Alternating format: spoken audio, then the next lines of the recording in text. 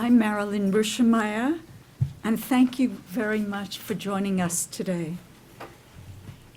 25 years after the fall of the wall is a very special time to bring together people from Brown and from the University of Rostock to speak about their experiences in the former German Democratic Republic and later in the east of unified Germany. Duncan Smith, who is missing right now from this panel, we don't know where he is, that's why it's been delayed a little, who did so much to foster the exchange between Brown and universities abroad, and Bill Crossgrove, were professors in the German department at Brown and spent long periods of time in Berlin and Rostock. I was a professor at the Rhode Island School of Design and had an appointment in sociology at Brown before moving to the Watson Institute, and did intensive research in East Berlin and Rostock since 1975 and also after the fall of the wall. The other guests are part of Dr. Emke's program at Brown Medical School. Could you just let people know who you are?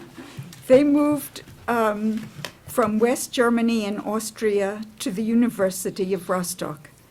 President Scharek is head of the University of Rostock, and Professor Reisinger is dean of the medical faculty at the university.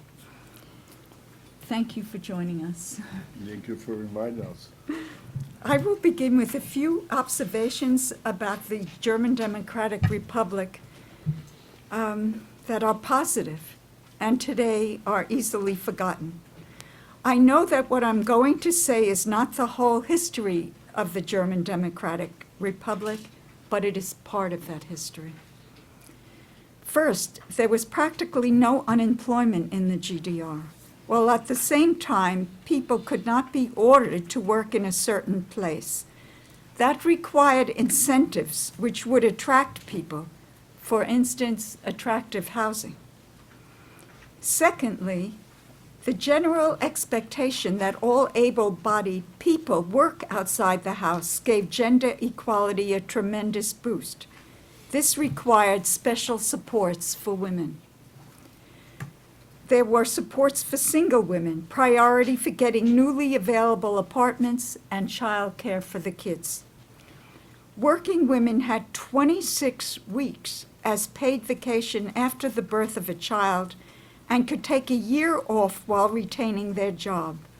With the birth of their second child, they were paid for the whole year, and when they returned to work, they were given a position equivalent to the one they previously held. There was child care and nurseries for everyone, so we're talking about 3+ kids here. Because there was work available and specialization of tasks, workers participated socially in worker collectives. Work collectives were formerly the lowest organizational unit of the union. Work collectives often mediated between family and work and helped members in various difficulties. Of course, there were tensions at times, and I heard people scream more than once, and more than once, and more than once when there were disagreements. Finally, it is often overlooked that there was significant critical discussion within the dominant party, the Sozialistische Einheitspartei Deutschland. There were groups of friends more or less loyal to the goals of the party who met regularly to discuss issues somewhat disturbing. And we were invited to join these gatherings, and we're still in contact with each other. One could also see theater where there were criticisms of the regime. One very famous film, some of you might know, The Lohndrücker, the person who pushes down wages, that was shown in Schwerin. And many criticisms were addressed in literature by Christa Wolf, for example. All right, we're going to begin with Bill Crossgrove. I'm going to make my remarks in about, I want to make 4 points relatively briefly. The first has to do with my personal connection with the exchange, which actually was quite accidental. Many of the people who were involved in the exchange, or most of the people over the years, were involved because of their particular research interests and perhaps to some extent teaching interests. Mine was a little different because when the invitation came from Rostock that a delegation from Brown could come to explore the possibility of, in the future, establishing an exchange in 1972, it consisted of a telegram, Besuch möglich, and Duncan, who was organized this, who's not here yet, had raised funds to send 2 people, but the second person who was supposed to go backed out at the last minute. And so I jumped in as kind of a substitute at the very end, just because we wanted to send a second person. So that's how I got to Rostock initially. And when we got there, this, of course, was long before there were any diplomatic relations between the GDR and the U.S. It was at the height of the Vietnam War. So things were a little bit tense at that time politically. And arrangements were also unusual in that at that time you got a visa from the German Democratic Republic for 1 Bezirk. A Bezirk was one of the 13 districts that the state had been divided into in 1952 after they broke up the old states, the pre-war states. And that meant that you could travel anywhere within that Bezirk, which turned out to be good because we could go to the University of Greifswald, which is further to the east, but also on the coast. And the Bezirk Rostock was the whole coastal area. And so we could go there. But my wife had relatives that lived a little ways across the border in Kreis Schwerin, and I expressed my interest at some point in going there to visit these relatives whom I had never met. And so the university driver was called aside by the director of international relations, as he was called at the time, who we later found out was, I think, an officer in the Stasi, but we expected that sort of thing. And he said, well, just take back roads and it should be okay. And we were driven there in an old Mercedes that was cobbled together out of spare parts, illegally, I guess, as it was, but with the official blessing of the university, and it all worked out all right, although my relatives there were, I think, pretty leery of this driver who was along because they assumed he was reporting back, reasonably enough. So anyway, that's how I got to Rostock. But I did eventually hook up with a few colleagues, including one in Greifswald, as a result of our visit there, and did work together a little bit in my subsequent visits to Rostock. I went back over my records and found out I'd been there 7 times between 1972 and 1994. Only twice after the wall came down. In 1991, when everything was quite chaotic with all the new drivers on the streets and so much traffic. And then again in 1994, when things had already undergone fairly substantial changes and a lot of new people had come into the university and a lot of the old people had taken early retirement or in a few cases been relieved of their duties because of their involvements in the previous, well, usually it involved their participation in Stasi affairs to a greater extent than most average people.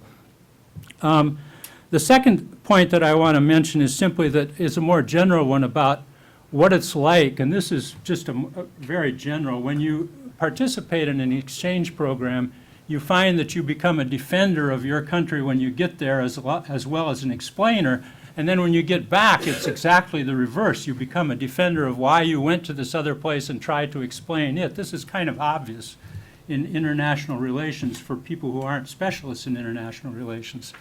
But being there in 1972 required quite a bit of effort to explain and defend what was going on in our country at the time. And I won't talk about that anymore, except just to say that it was interesting, to say the least. The third thing I would simply like to emphasize is the student role. And in some ways, it'd be interesting if we had some of the students who participated in it here today to talk about it. But I would simply like to throw out a lot of students participated over the years, both from Brown and from Rostock in the exchange.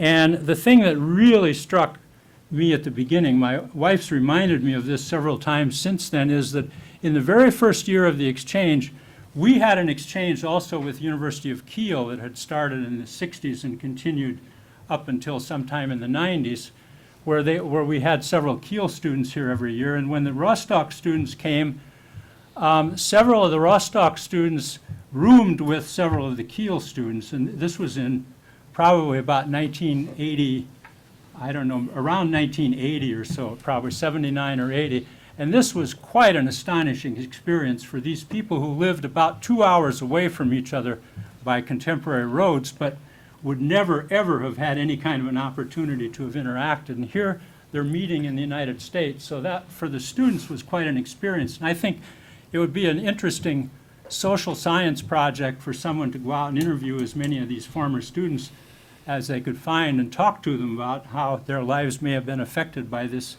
exchange experience.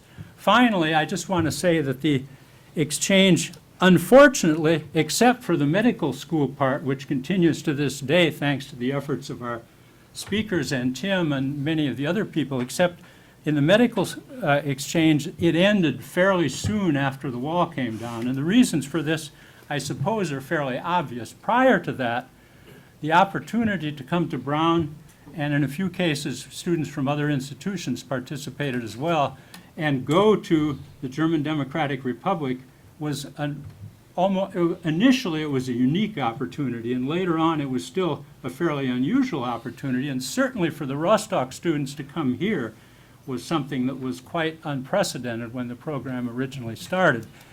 But after the wall came down, Rostock was just another German city, and Rostock University was just another German university. And where our students wanted to go then was to Berlin, because everyone was hearing about all the things that were going on in Berlin. And so now we have an exchange with the Humboldt University, but with the Rostock exchange, we simply couldn't interest Brown students much in going after that, which is unfortunate, because I'm sure Rostock has changed enormously since then, and we'll hear more about that today. But my last visit was in 1994, at which point all my old friends from the exchange days were pretty much gone, although the two people who, I'm a medievalist, and the two people in medieval studies whom I had established some relation with ended up being professors at Rostock from the 1990s on. They had been lower level lecturers or something before that, but they ended up until their retirement, I think they were professors in Rostock.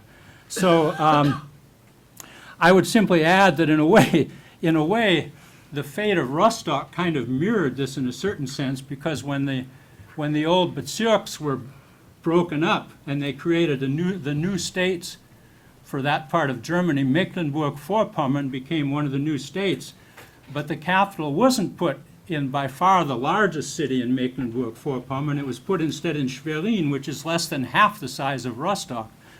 But politics were involved. Rostock had a long reputation as being Rotes Rostock and so on, and so whatever. I don't know what consideration. Well, I guess you could say Schwerin was more in the middle, I suppose. Anyway, so Rostock lost its status as a capital city of a district as well. And on that note, I'll stop. Thank you very much. Thank you. Okay. Well, Duncan has not appeared. So we're going to turn to Professor Reisinger, is Dean of the Medical Faculty at the University of Rostock. So I'll stand off. Okay. Okay. That's true. Can you please give me the first slide? I brought 4 slides. No, this is Professor Scharek's presentation. The other one. Yes, this slide. Can I take it? Am I blocking it? Can you see it? Wonderful. It's okay. Am I blocking it? It's okay. Yeah. Okay. Thank you. Dear Marilyn, dear Tim, ladies and gentlemen, dear friends from Brown. Since I'm not a specialist in politics, I can only give you some personal thoughts on the wall. From August 13th, 1961 the Berlin Wall was built, and it took 28 years to tear it down. On November 9, 1989, the GDR member of the Politburo, Günter Schabowski, said by mistake in TV, every citizen can travel abroad immediately. This was a historic moment when the wall came down, and within 2 hours, more than 20,000 Germans crossed the border, and most came back the next morning. The wall was 167 kilometers long, and between 136 and 245 people were killed at the wall when trying to leave the country, when trying to flee. In 1989, I lived in Austria, and I realized that there were thousands of East German cars. You know them, they are called Trabis. Next slide, please. This is the fall of a German wall, and this is a long row of the Trabis from East Germany. They crossed the border from Hungary to Austria, and they crossed Austria about 250 kilometers going or heading for Bavaria. And our friends were welcomed by the Austrians along the highway through Austria with food, beverages, and accommodations. My wife grew up in Stendal near Magdeburg in the GDR, and she graduated from Rostock University in 1989. When she was a little girl, 12 years old, her geography teacher showed a picture of the Grand Canyon. She was fascinated from the picture and angry at the time that she would never be allowed to see the Grand Canyon. But her dream came true in 2008, surprise. I booked a flight to Las Vegas, and we went down the South Rim to Phantom Ranch, and I made her dream come true. Aged 19, she lived in the students' dormitory, and she was loaded to the Stasi headquarters in Rostock.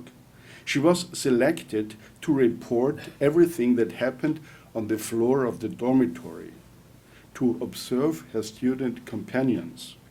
She vigilantly refused, telling that she has a boyfriend who lives outside, and she stays in the dormitory only once a week.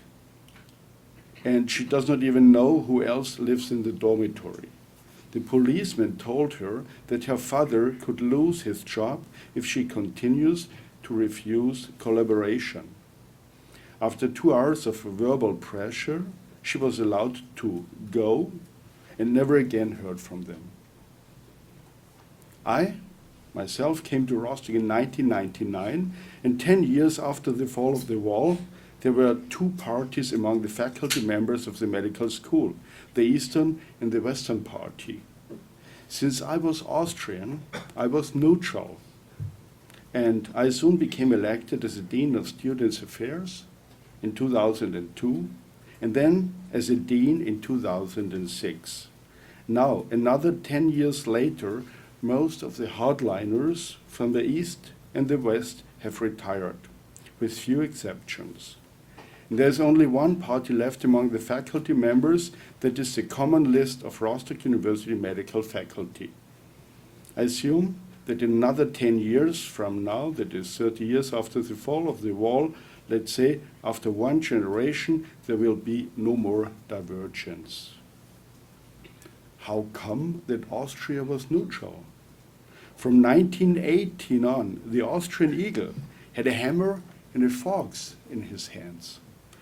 From 1945 to 1953, Leopold Fiegel was the first Austrian chancellor after World War II. And in 1955, when he was Minister for Foreign Affairs, he coordinated the Staatsvertrag, the contract between Austria and the Allies. The core of the contract was about saying that Austria stays neutral, and from the following day, the Russian army left Austria without any protectorate. Fiegel's history tells that the Soviets had a liking for him because he suffered and survived the concentration camps in Dachau, Flossenburg, and Mauthausen, and he was sentenced to death in 1945 and freed by the Soviets on April 6, 1945. And because he drank a lot of vodka with the Russian General Molotov. And when both were drunk, the story says, they agreed that the Russians will also sign the contract. This was under the table. On May 15, 1955, Leopold Fiegel presented the contract with the foreign ministers Dulles, Molotov, Macmillan, and Pinay at the balcony of the Belvedere Castle with the words, Österreich ist frei, Austria is free. Also, during the GDR time, there was a good relationship between Austria and the GDR, and the story says that after the fall of the wall, the Austrian Party of Communists was the richest party in Austria, because a huge amount of the money of the GDR was transferred to Austria by some GDR politicians. As so often, it is about money.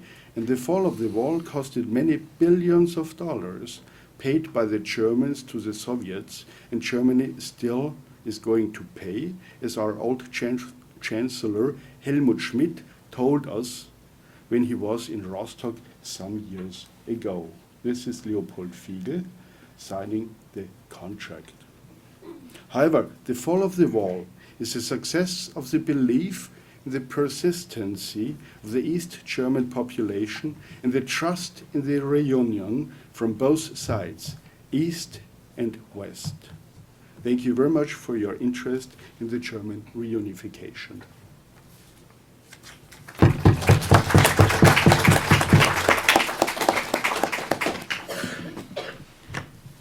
Professor Sharp.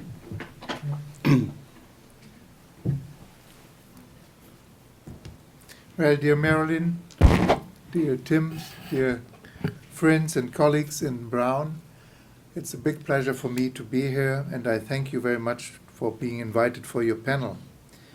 I also can give only some personal aspects, and I would like to give 4 different aspects in my talk. And if there are any questions, please feel free to interrupt me. I would like to start with a quotation of Abraham Lincoln, then tell a little bit about my anamnesis, as we say as medical doctors, or my personal story, some facts about the wall, and the meaning of the 9th of November for us in Germany, and maybe some consequences for the 20th century and for the historical reviewing of the 20th century. Well, on the Sanitary Fair in Baltimore, Abraham Lincoln said on the 18th of April, 1864, "The world has never had a good definition of the word liberty, and the American people just now are much in want of one. We all declare for liberty, but in using the same word, we do not all mean the same thing. For some, the word liberty may mean for each man to do as he pleases with himself and the product of his labor, while with others, the same word may mean for some men to do as they please with other men and the product of other men's labor. Here are 2 not only different but incompatible things, called by the same name, liberty.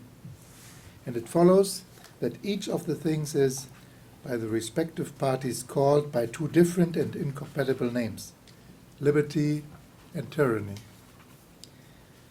I could give some other definitions about liberty because this is actually what we're talking about. Benjamin Franklin said, "Who gives up liberty to gain safety will finally lose both."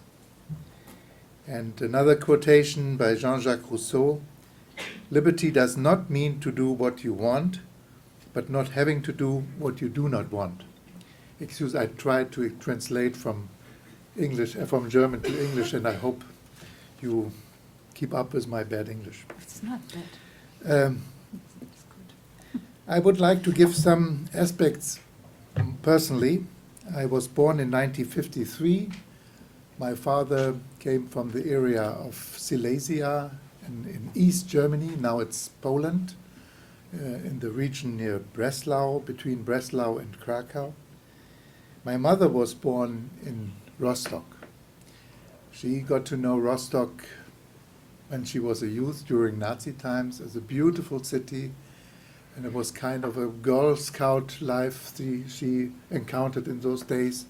And she actually, I guess, was with the milk I got the love for this region, so that I returned to Rostock in 1994. I was not born in Rostock. I was born in Düsseldorf in the West, and I'm very happy that I was born and raised in the Western region. We feel very obliged to the United States of America, and I feel personally very connected. There was all the problems of the isolation of Berlin. There was the Marshall Plan for the Western zone in Germany, and there was an air bridge performed by the United States to also keep the Berlin people alive. Me personally, I had the chance to go to the United States as an exchange student in 1969. This was a few days after Richard Nixon had become president of the United States. It was a year where 100 miles away from the place where I stayed, Woodstock took place. I did not get to know that there was Woodstock. I know as a small episode that once suddenly it was said girls could wear pants, and this gave a long wave of protest. Boys came with shirts to protest against this revolution of clothing within high school. You remember, Tim? Well, I had, as a 10-year-old boy, certainly also admired John F. Kennedy, especially when he was in Berlin 2 years after the wall had been built, and he said, I take pride in the word, I'm a citizen of Berlin. Ich bin ein Berliner, did he say, and since then the German people loved him. In my senior high school in Penfield, close to Rochester, upstate New York, the guidance counselor gave me the advice to take American Studies, and I learned the 3 C's against communism. I learned there's containment, there's coexistence, and there's confrontation, and the whole communist world was somehow put in one of these 3 files. And we had the special situation in Germany. I remember that during my stay in the United States, a president of Germany was elected, Heinemann. And my American mother said, why do the Germans have to do this in Berlin? This is a provoking Moscow and East Berlin to do this. But for West Germans, this was an act to demonstrate democracy and also liberty together with Berlin. So this was very important for the West German people. In 1970, our class had a class trip, and we wanted to go to London or to Rome. But our teacher said, you should go to Berlin. One has to be once in his life in Berlin. And we had a small trip to East Berlin, and we saw, for instance, a play from Brecht in the Schiffbauer Damm, and we saw the Pergamon Museum, but we got also the experience that young people on the street asked us if we could change cloth with them, because they would like to have our jeans and give us their trousers instead. We got to know how difficult it is to live in a regimen where there is a state control that controls everything of you, and you don't feel free. Just for a few hours we were allowed to go back, but in the train there was someone, probably a Stasi officer, who tried to spy on us, and he wanted to know everything about us and our families. And when we started to ask him, he should tell us about his family and his life. He left the train, which was forbidden. On every station there were soldiers with guns, but he was able to leave the train, and so we were sure that he was a Stasi officer. Well, in 1970 I heard the talk of Wolfgang Leonhard, a famous communist writer and historian, and he said he would believe that at the end of the 80s the communist system would break down due to economic reasons. This was in 1970. I never would have believed that this will come true. And even in 1988, I was in Göttingen and did research at the University of Göttingen, and my family lived in Tübingen, and every weekend I went by train to Tübingen, and I had to go with a train maybe for 20 kilometers, for 15 miles around, along the border, along the stripe of death, as we named it. And I thought there will never be something like reunification. And you know, Emil Reisinger said already, many people have tried to leave the GDR. There more than 5,000 cases are known, and I think there has been a publication in 2003 I looked up, and they found that only from 4,522 people were found and arrested before, 174 died with these trials, and 913 were successful. They did everything. They tried to swim, and even on 3rd of September 1989, there was a young man who swam about 24 miles and reached finally a ferry ship between Sweden and West Germany. This was the last successful flight. Escape. And he had good luck because the East German soldiers detected him in the moment the ferry people detected him, and there was a race between these two ships. Actually, the ferry was quicker, and he could succeed to be saved. He felt unconscious after he was on board, and but he heard the yelling and the applause of the people that he made it. Well, and in this situation, Schabowski did this mistake. It was supposed to be talked about relief for journey possibilities, and he said, yeah, East German people can travel if they want to. And it was a journalist who asked him, and when will this be possible? And he said, I don't know, at once. And the wall was open. Actually, I have to admit a terrible thing. I think every German in my generation knows what he did on 9/11. Probably you too. It was a big catastrophe, and I know exactly what I did. I did teaching for young surgeons, international school, close to Berlin. But I'm a surgeon, and on 9th of November, I have to admit, there had been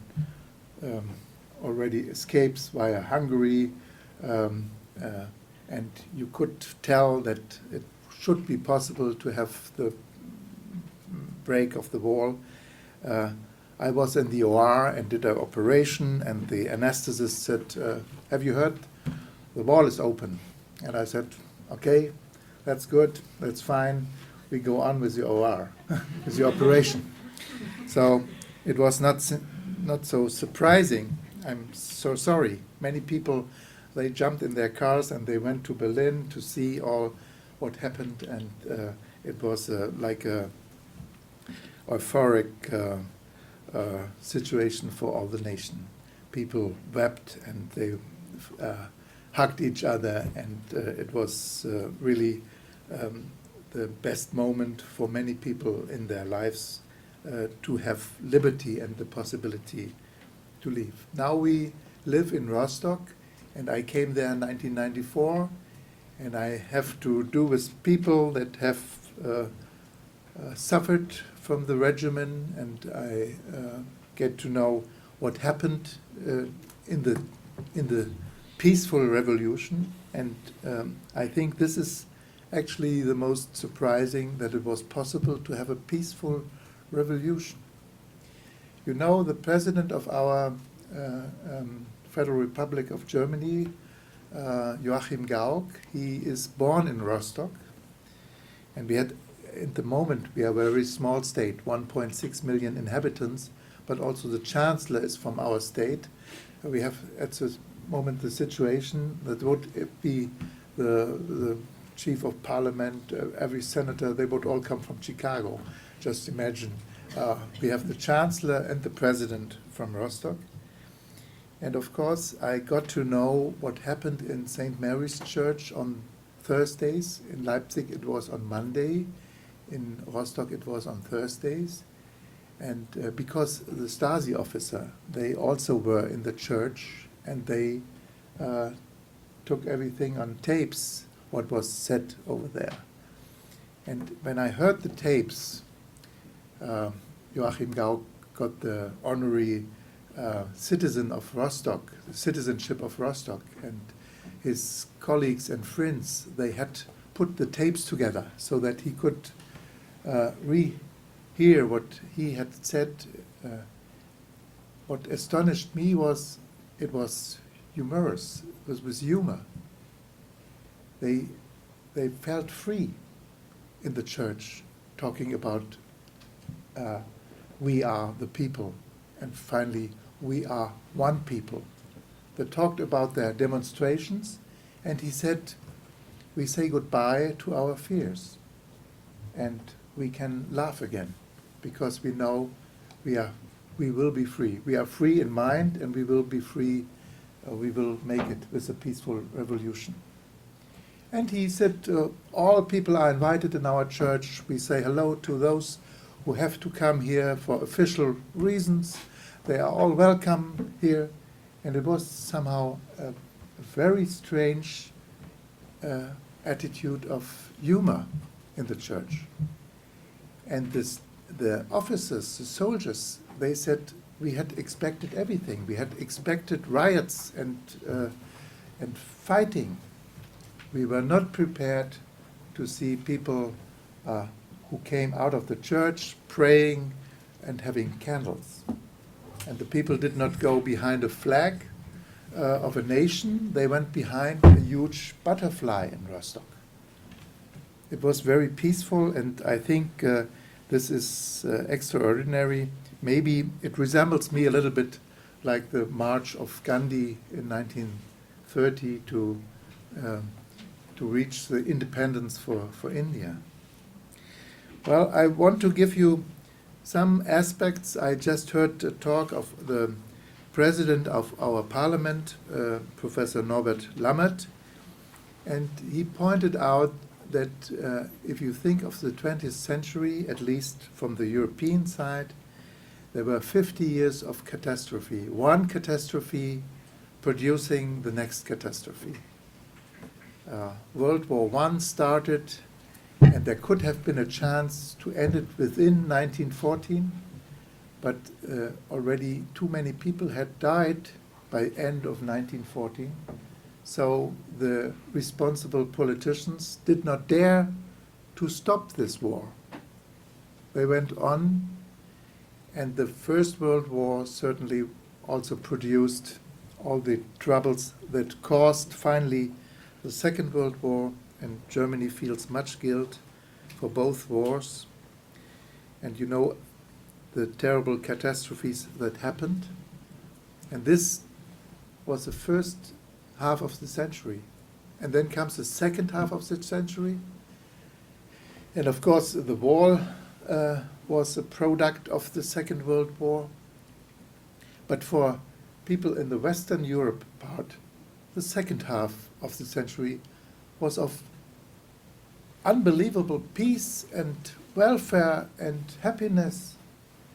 One half catastrophe, the next happiness.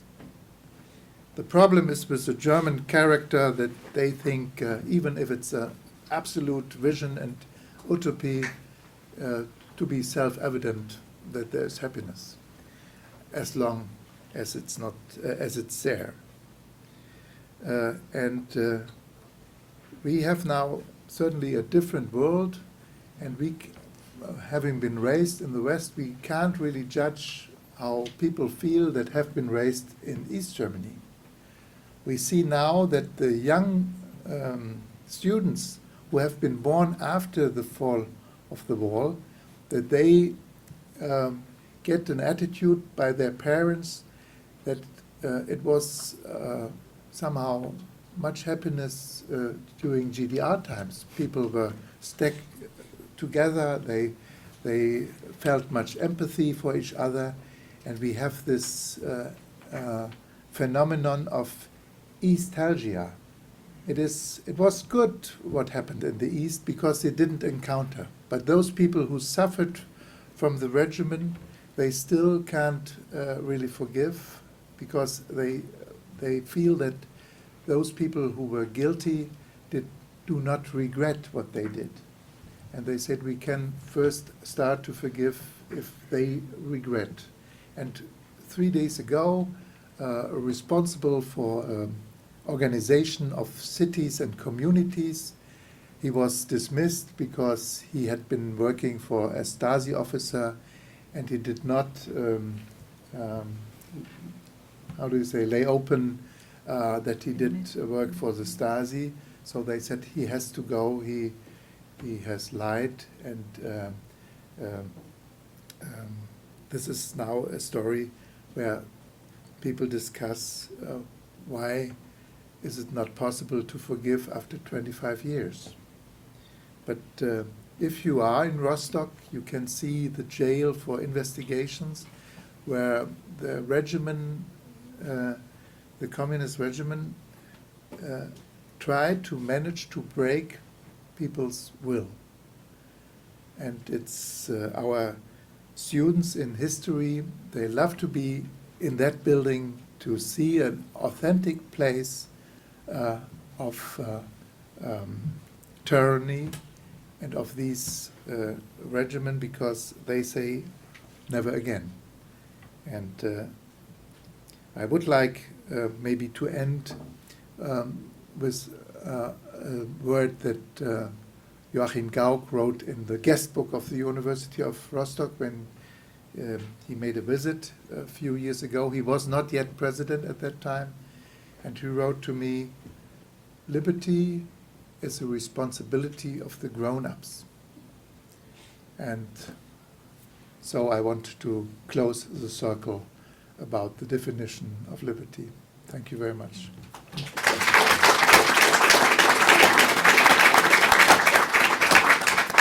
President Scharek, thank you very much. Okay, I'm going to open it to questions. By the way, the blue jeans were mentioned. Do you know what that is about at all?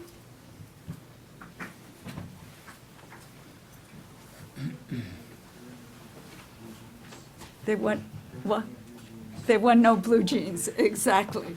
So that if you manage to get some somehow, or sell them, or do it, you made people very happy. Every time we had visitors of people who were your age, who are staying with us, what do you want to do? We want blue jeans. And I took students to the Soviet Union, and all of a sudden I noticed we were being followed. We were looking at the world of art, and we were being followed all over. And I got the students together and I said, what is going on here? And so one of the students said, well, Professor Rueschemeyer, my father works in the American Embassy, and I was allowed to get blue jeans, and I knew people liked them, so I was walking down the street and selling them. I said, okay, the next time I'm putting you on a plane back. So let's open it up to questions now. Yes. I was wondering if there could be some sort of clarification as to why blue jeans were prohibited in the East. Like why, was there some sort of purpose by the government or? I don't think so. I think they just weren't available. They were not available. It was impossible to get blue jeans, except you had friends sending you blue jeans into the GDR. But if you wear blue jeans, the regime knew that you have friends outside the country. Yeah, that's. And it was a typical symbol for the Western world, like also music. They wouldn't like to hear because this is Western and capitalist music. I'd simply add to that most of the faculty exchange and the students to some extent, when they came to Brown, they usually came with lists of desires that relatives had for particular specific items of clothing that sometimes proved, my wife was very helpful in identifying these, but you couldn't always find the specific number or brand that someone wanted, but it usually was possible. Now, of course, with Amazon, you wouldn't have any problems, but in those days you had to go to around to stores until you found the exact specific item that their children or cousins or whoever it is wanted them to bring along back. Questions? And could you tell us who you are when you raise your hand? I have no questions. Yes? Well, I'll raise a question. My name is Merle Kruger, and I used to work here, and I had a question. The famous speech by John F. Kennedy in front of the Schöneberger Rathaus, I believe, was mentioned. There's also another famous speech given at the wall by Ronald Reagan Right. when he made the statement, Mr. Gorbachev, tear down this wall. And I think there's a controversy, somewhat of a controversy to this day among some people. And I guess it also plays to the quote by Wolfgang Leonhardt that he predicted that communism would fall in the late 80s. So from your perspective today, do you feel that the main reason, the responsibility for the fall of communism in the East was due to policies instituted in the West, or because of contradictions within the system? I think the main reason was actually economic. Now we have discussions about the book which is just being published by Helmut Kohl, who is called the Chancellor of the Unification. And in some wordings, in interviews, he said, well, they are bankrupt. They have to do something. Ronald Reagan, I had written this down, but I think I had to shorten because I was already too long. Thank you that you bring this up.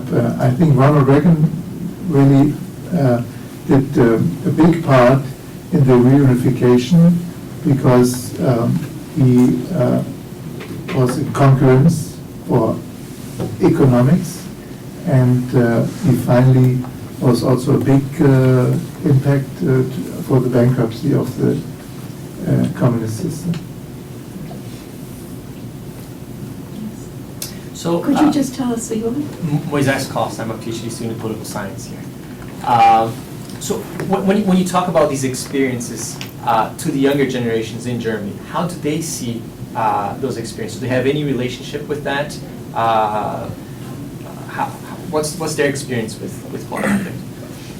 Well, the students of today, actually, they haven't personally experienced the reunification, and they somehow give the impressions of their parents.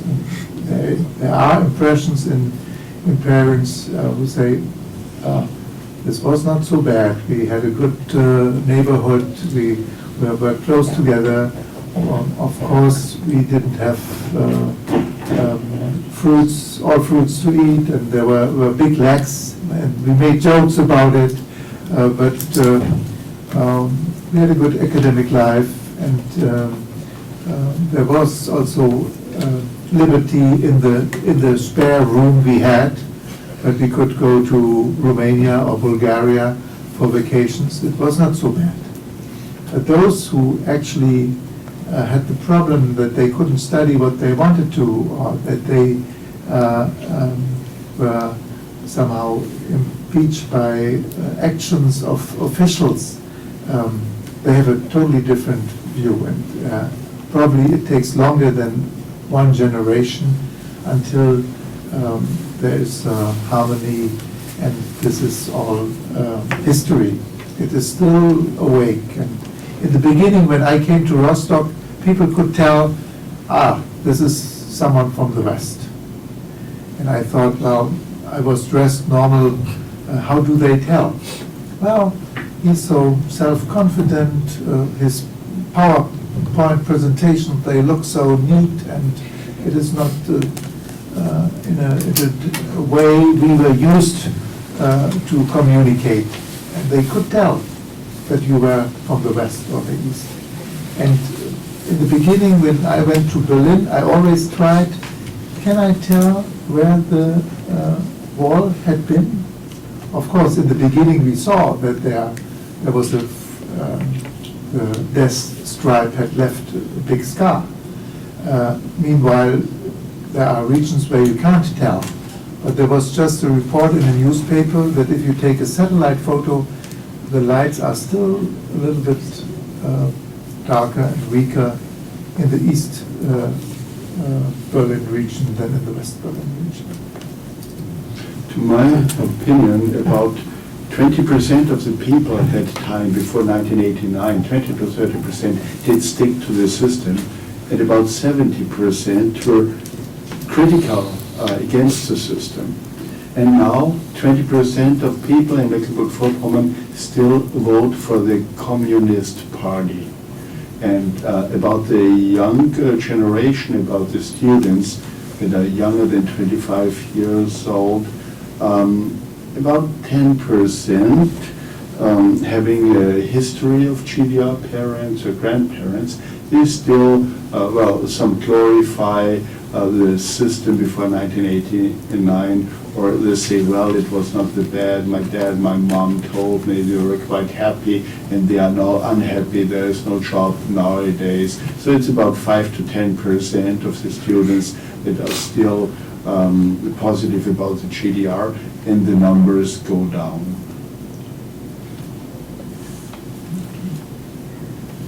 And the other 90%, they don't care. It's probably important that we go back to what Marilyn said at the beginning, though, when thinking about this, because in spite of everything, there were certain aspects of GDR society that were quite progressive. It's just that the implementation had so many other problems, and some of those things, of course, have been lost in the transition because the standards in the West simply aren't the same for daycare, for example, and provision for working. So I think particularly women have sometimes suffered somewhat, although, again, you have to put it again in the larger perspective of things. The other thing I would like to simply like to say is that for those who want some sort of a sense of what it was like, if you're up to reading a long novel, look up The Tower by Uwe Telkamp, which is a terrific. It sort of describes life in Dresden in East Germany from 1982 to the fall of the wall.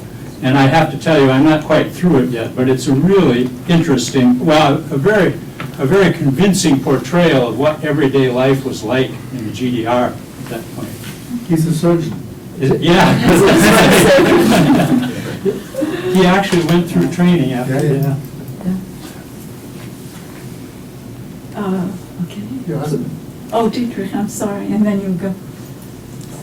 Yeah, I just wanted to underscore one point that was mentioned, but namely that the unification that came out of this eventually, and the breakdown of the GDR was not really anticipated by anybody. It was anticipated in the Constitution or the Grundgesetz of Western Germany, because there that basic constitution was really made a preliminary document, preliminary to the unification of Germany. But that belief was, even by the end of the 50s, something that nobody referred to anymore. And it wasn't really an anticipation of what would happen when Reagan said, Gorbachev, bring down this wall, because it was already nearly clear that those things were happening. There's also that sentence of Gorbachev in the last few weeks of, wer zu spät kommt, den straft die Geschichte. Yeah. Right? He who comes too late, as the East Germans were about to be, they will be punished by history. But I do remember, in spite of this general forgetfulness about the constitutionally secured goal of unification, I do remember from my father, who was active in the Western CDU, that Adenauer made internally a very interesting remark.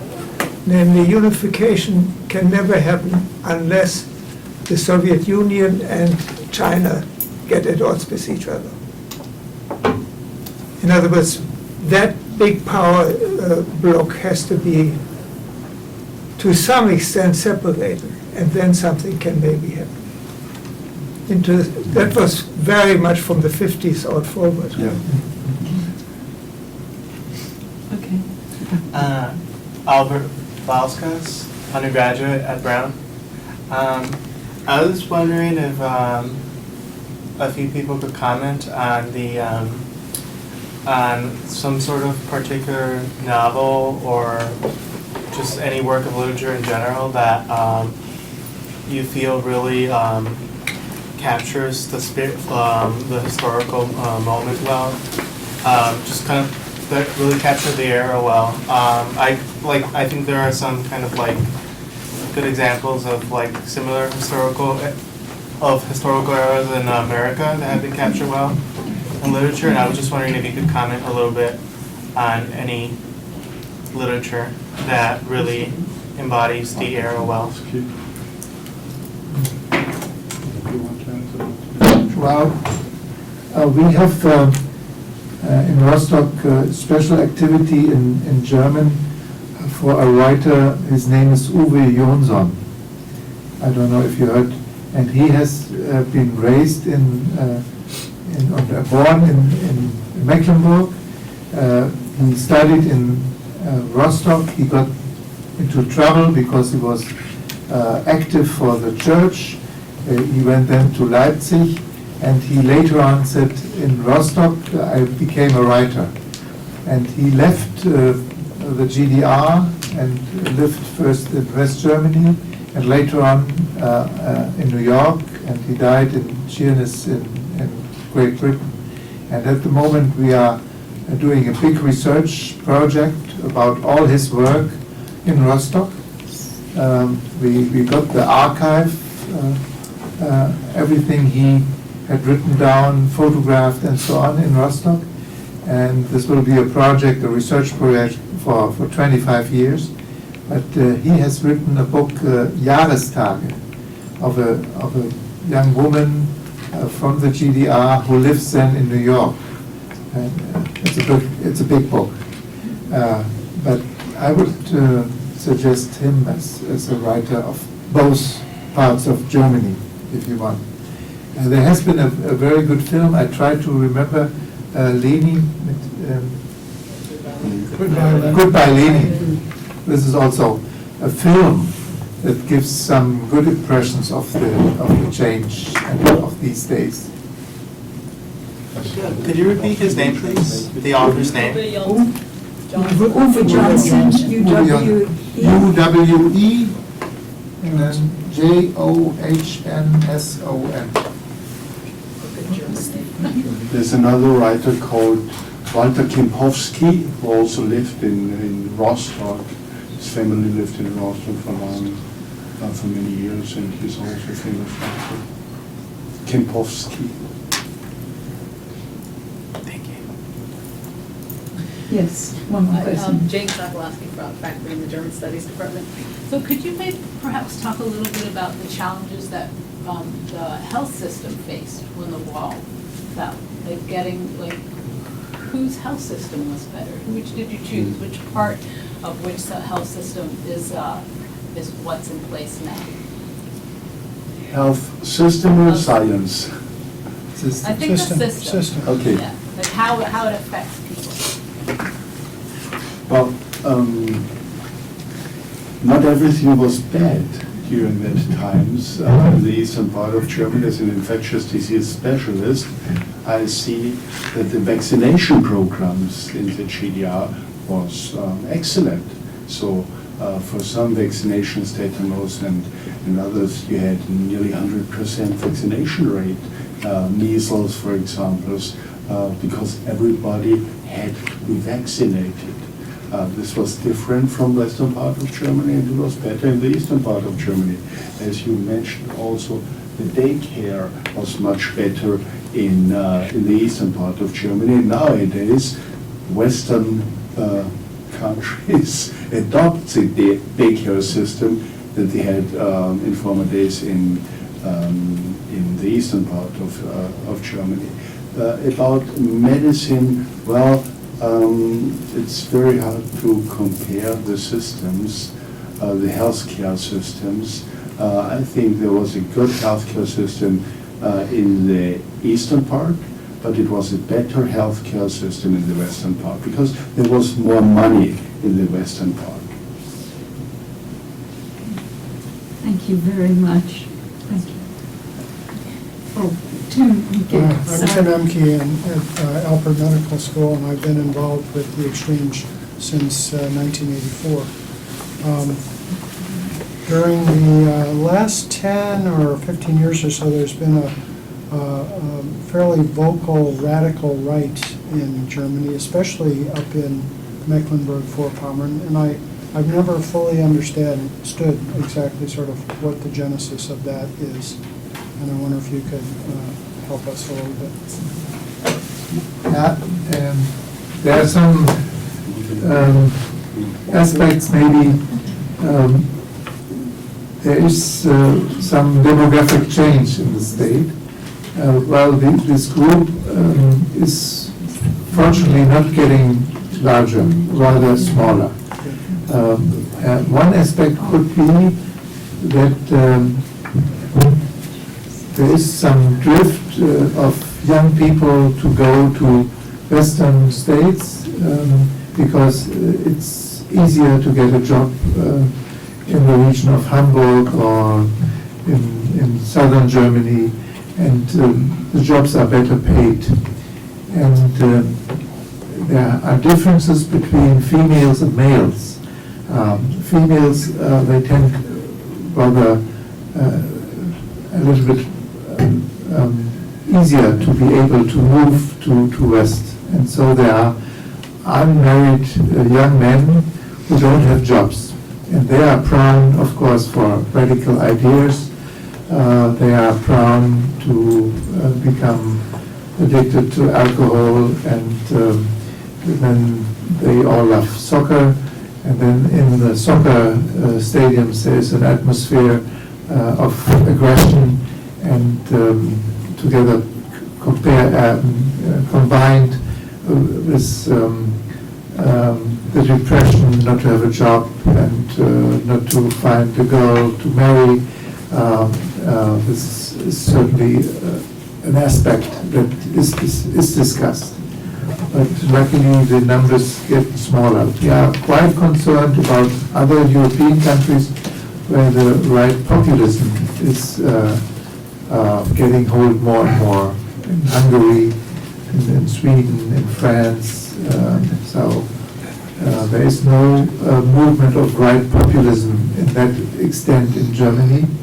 And at the moment, we fear a little bit a new party with many academics that want an alternative for Germany. They call themselves AfD, Alternative for Germany in the translation, and they are a protest party, and they get now results of more than 5% and get into the state parliaments, and they worry us a lot. Just one last thing, picking up, not connected to this, but Gauck, the present president, was mentioned earlier, and he became particularly known in the years after the fall of the wall as the head of the bureau that was systematically going through the old Stasi files. And in 1991, my wife and I were in Leipzig at the end of the year. We spent New Year's in Leipzig that year, and we just happened to walk by the office where the Gauck-Behörde, and anyone could walk in and fill out a form and submit it to get their Stasi files. So I just did it. I thought, why not? And maybe a year later, I got a notice that there was some reason to believe I had such files. And then about 6 months after that, I actually got the files. It wasn't very much. I wasn't an important player in this, but, you know, I had my file. And one of the more interesting things in it was, at the very first visit in 1972, there was a report in our file from the director of the Office of International Relations, who was a historian, who I later found out in 1992, I think his professorship was taken away by the Prime Minister of Mecklenburg-Vorpommern. He had been, I think, an officer in the Stasi. But in any case, Duncan and I at the time, Duncan, who isn't here now, were toying with the idea of having something involving Northern European studies, and there was an Institute for Northern European Studies at the University of Greifswald. So we used that as a reason to ask if we could be taken to, if we could go to Greifswald. And as I said earlier, since it was in Bezirk Rostock, this was possible. So we went to Greifswald and met with people in this Northern European Institute, talked to them. Well, there was a document in the file that said, these two people appear to be fairly influential at their university. What a joke. And in regards to NATO northern flank, I think it would be worthwhile to send them. And so that was what got us to Greifswald. Tim Henke, do you have any final things you want to add to this? Not really. I've enjoyed the discussion. I have lots of other questions, but that I'll have a chance to pose to my our guests.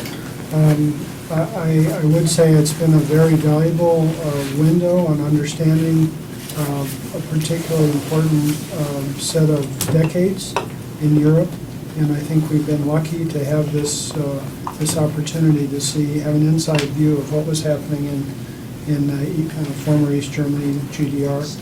And it's now 35 years since the exchange began, and the reason that our guests are here is to continue to work on this relationship, and I hope it'll continue for another 35 years at least. This was the final word. No, you're making the final word. First, I would like to add that in advance of my visit in your beautiful university, my team gave me some notes about colleagues who have been here in Brown, and with the reports the Stasi did about them before they were allowed to come here. Blackened all names, but I got an impression how thoroughly they were investigated on before they had the permission to come to Brown. And second is, as we have next year 25 years of reunification, and our university has since 1.5 or 2 years now a cooperation with the biggest women's university in the world in Seoul, the EWHA, EWHIA. We have thought it could be a good idea to have a summer school next year in the beginning of July, and maybe we can see my 2 slides. So we have prepared the summer school on reunification, and we want to cover not only historical and political aspects, but also economics aspects, of gender aspects, and aspects of demography. We have a very good Institute for Demography, and we know that Eva will join us. Maybe some of you would like to come. This would be now an invitation to participate in this summer school. I mentioned Professor Lammert. He's interested to come, and some others who are good witnesses of these days of reunification. So this is planned as a second summer school in cooperation with Brown University next summer. Okay. Thank you very much. Thank you.